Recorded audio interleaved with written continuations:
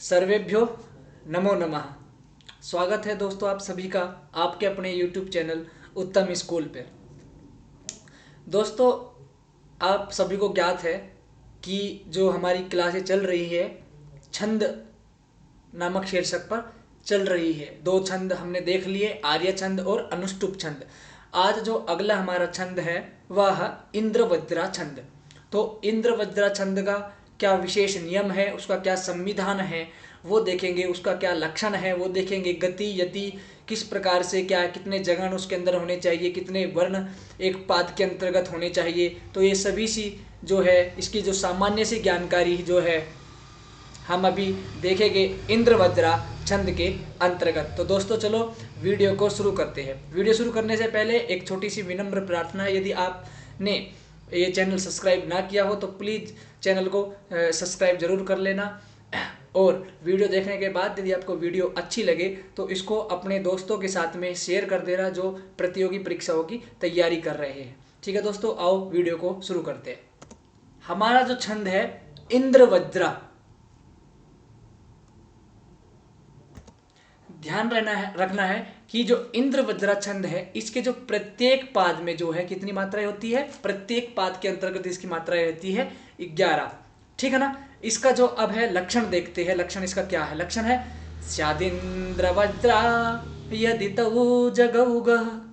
स्यादिंद्र, स्याद मतलब वह, इंद्रवज्रा वह है, यदि इंद्रवज्रा वह यदि तऊ अर्थात दो तगन। ध्यान रखना है ज अर्थात एक जगन और गौ अर्थात दो गुरु। स्यादिंद्र वज्रा यदि तऊ जगु गौ। इंद्र वज्रा छंद वह है जिसके अंतर्गत जो है एक प्रत्येक पाद के अंदर जो है 11 मात्राएं होती है। यह इसका विशेष नियम है। और तऊ अर्थात दो तगन, ज अर्थात एक जगन और गौ अर्थात दो गुरु। तो तगन के अंदर क्या होती है ये देखो, गुरु गुरु लघु।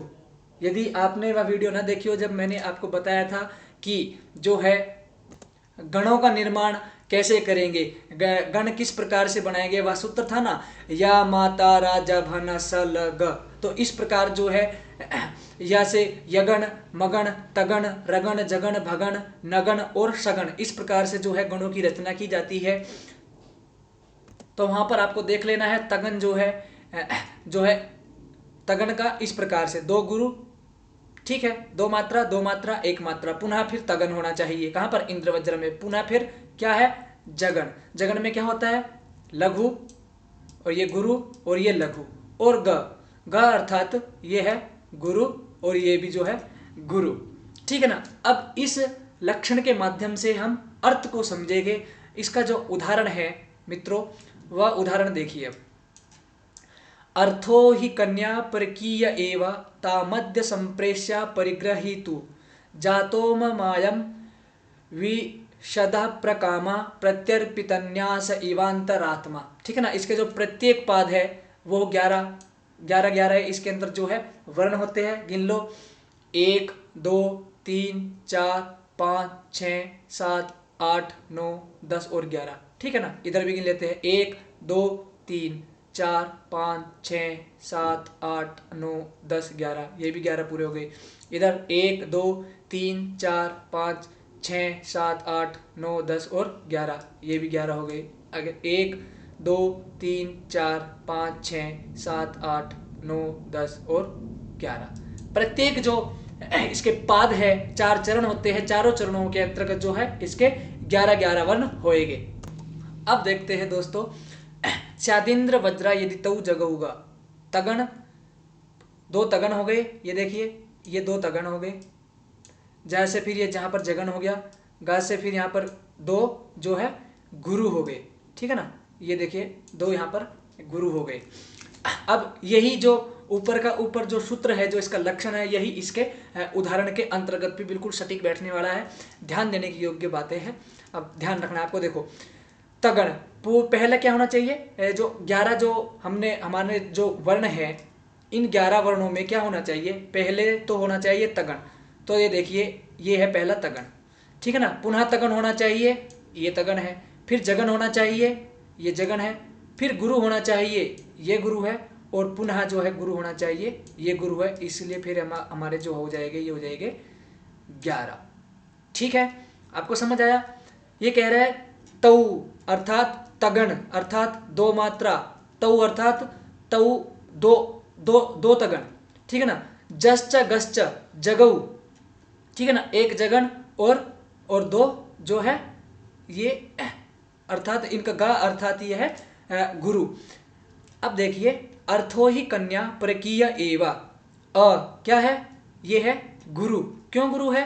अब आप कहोगे कि तो लघु है, नहीं, संयोगेच, संयोग से जो र है र इसके अंदर मिल जाएगा तो ये गुरु, थो गुरु है ही, और ही जो है लघु है। उसके बाद में देखते हैं क्या है, उसके बाद में तगन, पुनः तगन है। देखो क क्या है, गुरु, क्यों, संयोगेच, न जो है क के अंतर्गत मिल जाएगा इसलिए गुरु। या भी क्या है, गुरु। प क्या है, ये है लघु, ठीक है ना। तो ये हो गया तगन। फिर देखते हैं जगन, र क्या है, लघु, की क्या है, गुरु, यह क्या है, ये है लघु। तो ये भी हो गया हमारा जगन। अब गुरु, दो लास्ट में जो होते हैं गुरु, और लास्ट का गुरु इसलिए माना जाता है कि प्रत्येक चरण का अंतिम जो पद है, अंतिम जो वर्ण है, उसको विकल्प से गुरु मान लिया जाता है। इसलिए जो लास्ट का जो ये वा वर्ण है, इसको विकल्प से गुरु मान लिया गया है, ठीक है ना। इसके बाद देखते हैं अब मित्रों, ये ता माध्य क्या होना चाहिए प्रत्येक चरण में। अब ता से अर्थात तगन, ये देखिए ता गुरु, मा गुरु, क्योंकि ये इसके अंदर मिल गया, और द ये रह गया लघु, ठीक है ना, ये हो गया। फिर स मा जो है संयोग से स के अंतर्गत मिल गया तो ये हो गया गुरु। प्रेष्य ये संयुक्त अक्षर इसके अंतर्गत मिल गया, हो गया गुरु, और यह लघु हो गया, ठीक है ना। ये नियम भी हमारा यहाँ पर हो गया। उसके बाद में देखते हैं जगन, जगन के अंतर्गत देखते क्या होता है, एक तो लघु होना चाहिए, फिर गुरु होना चाहिए, और फिर क्या है लघु। तो यहाँ पर देखिए पा क्या है, लघु, री क्या है, गुरु, क्यों गुरु है, इसके बाद में जो र है विकल्प से र के अंतर्गत मिल जाएगा, इसलिए हो जाएगा ये हो जाएगा गुरु, और पुनः जो गा बचा ये हो जाएगा लघु, ठीक है ना। तो ये क्या हो जाएगा जगन, जगन जो जगन भी देखिए इसके अंतर्गत फिट हो गया। उसके बाद में जो ये है गुरु, गुरु जो है इसके अंतर्गत हो गया, और एक और जो गुरु है ये इसके अंतर्गत हो गया, ठीक है ना। विसर्ग अंत जो है वो भी क्या होना चाहिए, पद के अंत का भी गुरु मान लिया जाता है, और विसर्ग अंत ये भी गुरु मान लिया जाता है। अगला देखिए, अब देखते हैं तीसरी लाइन, जा क्या है, ये भी गुरु, तो क्या है गुरु, और माँ है लघु। तो ये वाला जो तगन है इसके अंतर्गत फिट हो गया। अब देखते हैं माँ क्या है, लघु, माँ गुरु है ही। यम अनुस्वार भी जो है वो भी अनुस्वार जिसके बाद में हो उससे पहले वाला जो वर्ण है वो गुरु हो जाता है। तो एक और जो है हमारा तगन ये यहाँ पर हो गया। उसके बाद में देखते हैं क्या होना चाहिए, जगन। और जगन की क्या है, लघु, गुरु और लघु। वी क्या है, लघु, श क्या है, ये लघु, और द क्या है, विसर्गांत जो है ये क्या हो गया, ये भी जो है हमारा नियम यहाँ पर फिट हो गया, जगन हो गया। उसके बाद में देखते हैं क्या है, उसके बाद में गुरु का क्या है, का हमारा है गुरु, और माँ पद के अंत का जो वो भी हमारा गुरु मान लिया जाना चाहिए नियम के अनुसार, इसलिए मैं को भी गुरु मान लिया गया है। अब देखते हैं मित्रों चतुर्थ लाइन श्लोक की पद्य की। प्र क्या है, ये है गुरु, क्यों है, क्योंकि संयोग से जो ता वर्ण है ये इसके अंतर्गत मिल गया, तो क्या ये हो गया गुरु। या भी क्या है गुरु, र या में मिल गया तो ये गुरु, और पी जो है ये हो गया अपना लघु। तो ये हो गया क्या है तगन, तगन, ठीक। उसके बाद में देखो पुनः क्या होना चाहिए, तगन। त क्या है गुरु, क्योंकि ना इसके अंतर्गत मिल गया। या क्या है, ये गुरु है ही, और ये सा, ये पुनः जो तगन है ये भी हमारा नियम यहाँ पर फिट हो गया। उसके बाद में देखो जगन, क्या जगन कैसे, उसके बाद होना चाहिए जगन। जगन में क्या है, लघु, गुरु और लघु। तो ई क्या है लघु, वा क्या है गुरु, ये ना भी इसके अंतर्गत ही मिल गया। और त क्या है, ये है लघु, तो लघु, गुरु और लघु, ये हमारा ये हो गया। उसके बाद में गुरु, रा क्या है, रा जो है हमारा है गुरु, और त्मा भी जो है हमारा ये भी गुरु है। और प्रत्येक वर्ण के अंतर्गत तो कितने वर्ण होने चाहिए, 11 इसके अंतर्गत है, 11 द्वितीय चरण के अंतर्गत है, 11 तृतीय के चरण के अंतर्गत है, और चौथे चरण के अंतर्गत भी जो कितने हैं, 12 चरण।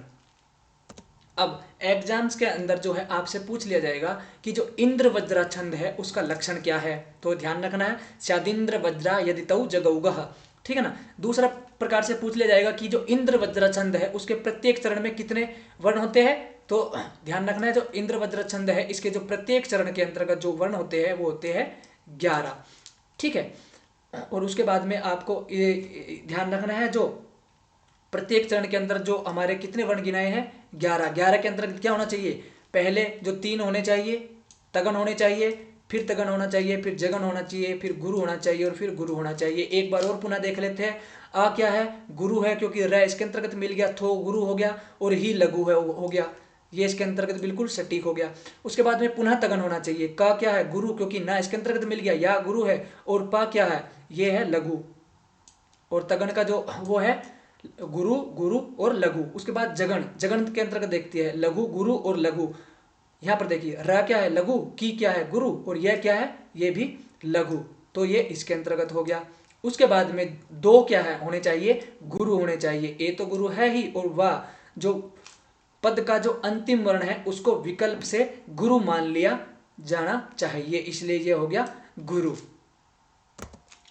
तो मित्रों आशा करता हूँ आपको जो इंद्र वज्र छंद है यह पूर्णतः समझ में आ गया होगा। यदि कहीं पर भी डाउट हो तो एक बार पुनः आप वीडियो को पुनः से प्ले करके देख लिए, उसको वापस से एक बार शुरू करके देख लीजिए, आपको अच्छी तरह से समझ में आ जाएगा। इसका लक्षण क्या है, स्यादिंद्र वज्र यदि तौ जगौगा, तौ अर्थात दो गुरु होने चाहिए, यदि तौ ज अर्थात एक जगन होना चाहिए, और पुनः जो गौ है गस गुरु होने चाहिए कितने, दो, और जो पाद का अंतिम जो वर्ण होता है उसको विकल्प से ही गुरु मान लिया जाता है, ठीक है ना। तो ये इसका जो सामान्य सा जो लक्षण मैंने आपको समझाया, एक उदाहरण के माध्यम से मैंने आपको समझाया। यदि आपको यह वीडियो पसंद आई हो तो प्लीज़ वीडियो को जो है आप लाइक जरूर कर देना, और यदि चैनल पर आप नए आए हो तो प्लीज़ चैनल को भी सब्सक्राइब जरूर कर देना। और यदि ये वीडियो आपको अच्छे से समझ में आया, आपके कुछ हेल्प हो पाई हो तो अपने दोस्तों को ज़रूर शेयर करना, ताकि उनको भी जो ये कॉन्सेप्ट है, यह बिंदु है, उनको भी इंद्र वज्रा समझ में जरूर आ जाए। तो धन्यवाद दोस्तों, फिर मिलते हैं, नमो नमः।